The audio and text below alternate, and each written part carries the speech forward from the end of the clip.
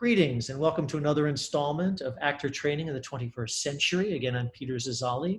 It's a global perspective, and I'm delighted to be joined this evening here in Singapore, across town, as it were, with Sasitharan.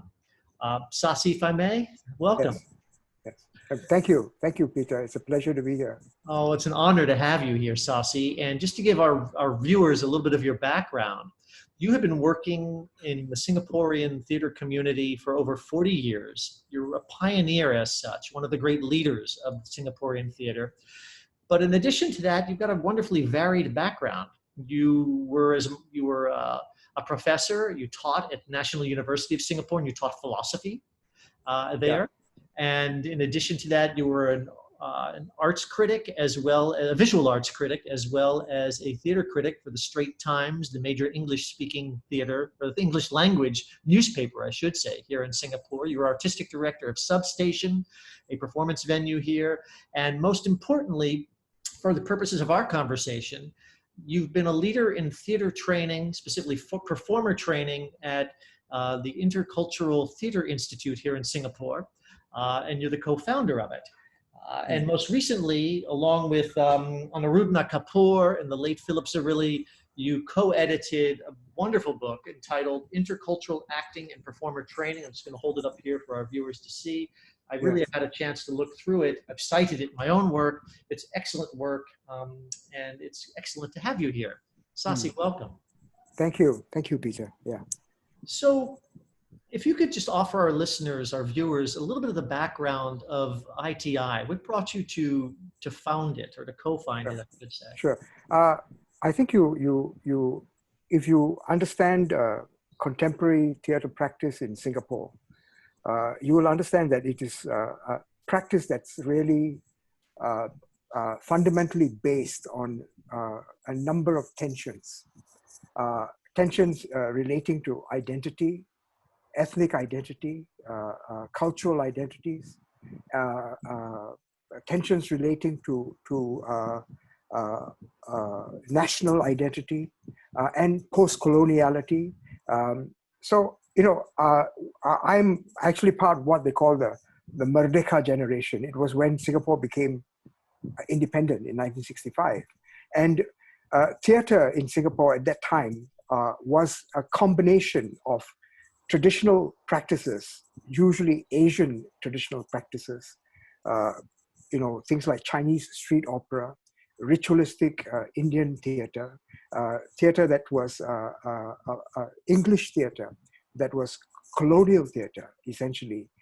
And so it was this melange of elements, you know, which was considered part of the theater practice in Singapore. And this was contemporary practice. And there was a yearning almost to look out to London and to New York and to European theater as a touchstone for our own practice as actors, as directors, as writers. And this was constantly reflected in the playwriting scene, in the acting scene, in the adaptations that directors would make of Western plays for local audiences, who, you must understand, were increasingly becoming more and more literate in the English language. And vernacular languages and mother tongue, as it's called, began to move into the background. Although Singapore has got 4 official languages, English is the lingua franca. So inevitably, after independence, the English language theater scene assumed a prominence, a kind of prominence in the practice in Singapore. But with that assumption of English language came also the assumption that Western theater practice was somehow dominant in making theater. Now, this was the case for a very long time. But as English language theater existed in Singapore, it coexisted with Chinese theater, with Indian theater, with Malay theater, just on the level of language. And of course, traditional theaters from Indonesia, from India, from China were also present. And they were a fading presence, of course. So the question then became, after about 20 years of working in theater in Singapore, the question became, how do we formalize contemporary theater practice as it is understood in Singapore? How do we formalize contemporary acting practice as it is understood in Singapore? I remember very clearly being at a workshop. I used to attend workshops as a teenager because that's the only access we had to training for acting. And this was a workshop. Usually the workshops were conducted by the wives of colonial servicemen, British servicemen or airmen, and whose wives had time on their hands and they could run workshops. And in one particular discussion, I remember this lady telling me that that actors didn't exist in Southeast Asia. Acting didn't exist in Southeast Asia, and that if you wanted to be an actor, you'd have to go to London or you'd have to go to New York and be accredited in those traditions of acting. And she mentioned this thing called the equity card, which is something that English actors get after they've gone through drama school in London, and which basically enables them to work on stage. And of course, what that sort of Western ideology does is that it completely erases traditions of acting that were part of our culture and part of our practice for hundreds of years. And so there is this inherent conflict. And so when I met 𝘭𝘭 Kun, and I met 𝘭𝘭 Kun in the 80s, in the 1980s, almost 15 years before we established ITI together. This became something that we had always talked about. We wanted to find out, as it were, what could we possibly present as a curriculum for contemporary acting training from Singapore. And the more we began to research Western theater training and Western actor training methodologies from Stanislavski, Grotowski, post-Stanislavskian systems, including Grotowski. We look at Artaud. We looked at all of these. We looked at Brecht, for instance. All of these major canonical writers and dramatists in the West, underlying what they saw as theater invariably was some element of Asian theater. There was, with Artaud, for instance, there was this fascination with Balinese dance. With Grotowski, there was a fascination with Kathakali. As you know, Brecht was deeply influenced by Beijing opera. The whole idea of the alienation effect was a result of him actually witnessing a Beijing opera performance at a dinner, at a dinner event. So we found that buried within the Western canon of theater and acting was Asian tradition. So I felt it was our responsibility to recover that, not so much as a kind of act of triumphalism or a kind of, East versus West conflict situation, but simply to understand what the roots of a global theater tradition might look like if we then went back to Asian traditions. So that was the founding impulse, as it were, and we realized that Western canonical practices in theater had to coexist with Asian practice. And this is what is the fundamental founding principle of ITI. That's wonderful. So ITI is not about Asian theater. ITI is finding a balance in global theater in a post-colonial moment after the colonizers have retreated. Well, that's beautifully put. Thank you. And again, for our listeners, 𝘭𝘭 Kun, your co-founder and colleague of ITI, who's a Singaporean playwright, as well as a theater director and I believe a political activist as well, if I'm not mistaken. His theater was political, but he wasn't a political activist.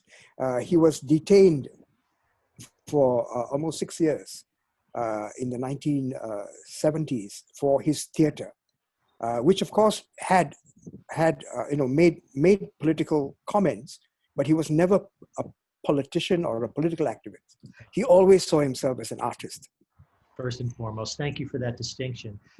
So 𝘈𝘗𝑗𝑛, you talked about this need for a balance, and interculturalism sort of being the weighted term that tethers that Yes. balance between, shall we say, Asian practices and Western practices. Of course, binaries are inherently reductive. I'm sure you didn't consider it as a binary nor inferior practice. So how would you define interculturalism and its manifestation in the training at ITI? Sure, that's a very good question. I think, the term interculturalism has existed in theater for almost 40 years. It's not something new, it's not something we invented. But originally, when it was used, interculturalism was short form, or shorthand, as it were, for internationalism. It simply meant, there was a group or a company of international artists coming together to work on a project.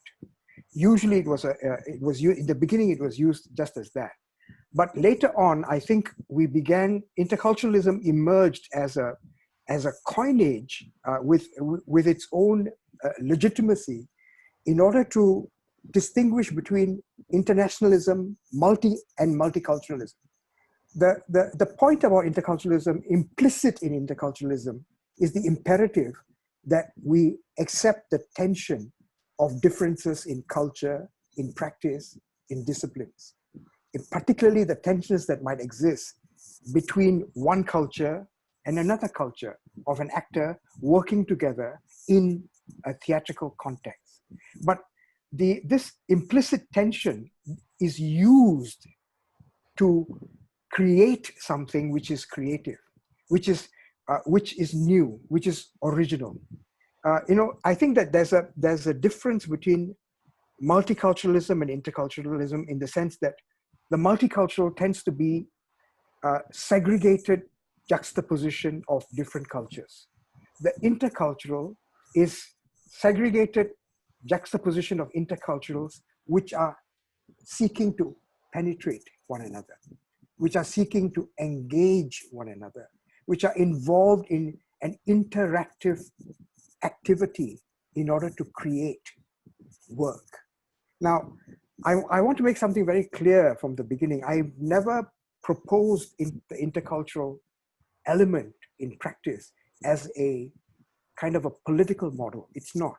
It's strictly an aesthetic dimension, where actors who are working in different languages, working in different disciplines, coming from different practices of training, can engage one another by first and foremost recognizing the difference of the other, and then working towards bridging that difference in a work, which is original, could be a synthesis, which could be a critique, which could be a tangential to both cultures, of the actors. So I think that, as you say, it is a weighted term, but it's a useful term for us to use, because we want to distinguish it from internationalism in theater and multiculturalism in theater. And as you explore, your colleagues, you and your students explore the two strains, the two streams, if you will, the two different forms that are culturally distinct, that are perhaps nationally distinct as well, and aesthetically distinct. How does that exploration, that weaving, if you will, to borrow from Erica Fischer-Lichter and others, Yes. This idea of weaving two separate cultural / artistic identities, two forms, what does that look like in the studio? Like, how does it become specifically present in your curriculum and your student learning outcomes and those sorts of things? I think that this interweaving, as you call it, as Richter called it, manifests itself in a number of dimensions. First and foremost, personally, for the actor, it manifests itself as a deep sense of discomfort. The actor-student is taken out of the comfort zone of his or her culture, or his or her language, his or her practice, and moved into a neutral space where he or she has to encounter the other, to embody this difference in themselves. Now, what it immediately creates is this deep sense of discomfort. But the important thing is to create a safe, neutral environment, a safe, neutral space in the studio where differences are respected and where the protocols of engagement are made clear. So, we have sessions where students talk about their identities, the notion of cultural identity, the formation of their identity as a person, the formation of their self as an actor. And these exchanges happen almost as a kind of are foregrounded. And students come to understand each other, their classmates' practices, their histories, their biographies, most importantly, ideologies that have shaped their work and themselves. And it is from there that we move to a context where, first of all, they encounter forms, traditional theater forms, and they encounter the formality of theater making, and these encounters with traditional theater we call immersions.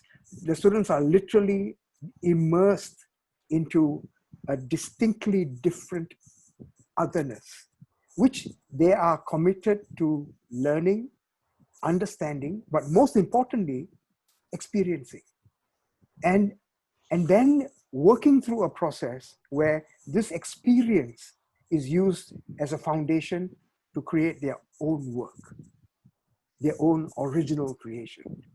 This is an ongoing thing in ITI. The moment an ITI student comes into school, we tell him, you have to start thinking about creating one work which is original, which you will write or make for yourself, and which you will finally show in the third year. And this is called the individual project. And the forms become the methodology for achieving that outcome, where the student identifies artistic voice, which becomes represented through this piece that they create, that they originate. Yes. Wonderful.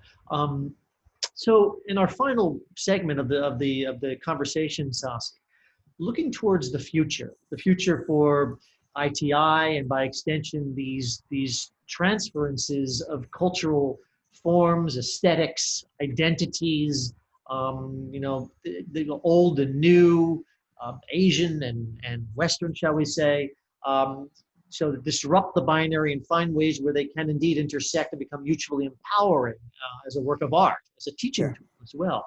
What does the future look like? And I want to just end my question with a quote of yours from the book, Intercultural Performance from Theater, Intercultural Acting and Performer Training. You say nothing can live and grow in isolation. I just want to reiterate that. Nothing can live and grow in isolation. And it seems a particularly telling point, given the fact that most of us, in fact, are living in isolation right now in the age of this pandemic.